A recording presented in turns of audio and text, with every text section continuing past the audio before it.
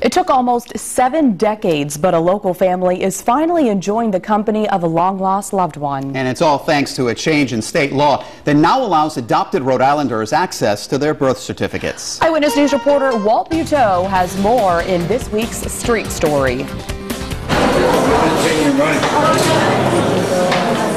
Joe Dinoco was greeted with a hug. I'd like to introduce you to your sister. That he waited for 67 years. Oh, good, honey.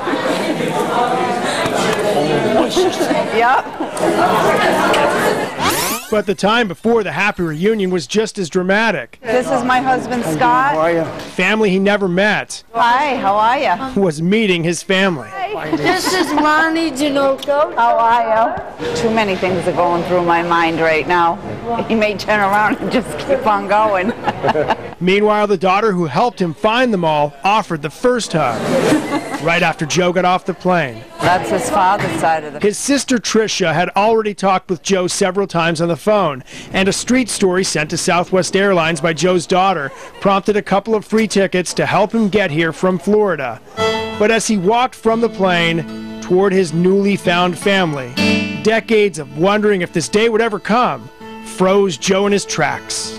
I had cold feet since this morning when I got on the plane. My brother-in-law. Thank you, sweetheart. This warm story actually starts the day Joe was born to 17-year-old Mary Andreoni, whose parents said she could not keep the child. A change in state law allowed Joe to solve the puzzle by getting his birth certificate, and soon he was on the phone, including one call to Manny Vincent. Joe told him Manny Vincent was his father's name. When I heard that, I said, Joe, if your birth certificate says it's Manuel Vincent from East Providence, you're my brother.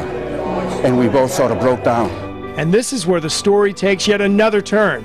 And then as we talked on the phone later on, they realized they'd already met about 50 years ago. My big brother. When they worked together. How often did you see him when you worked together? Every day. Every day. I think it's bizarre. It's like a miracle come true. That first hug was wonderful. It's like I won a lottery. They've already had one family reunion this week, and they plan to have many, many more before Joe heads home. Walt Buteau, Eyewitness News.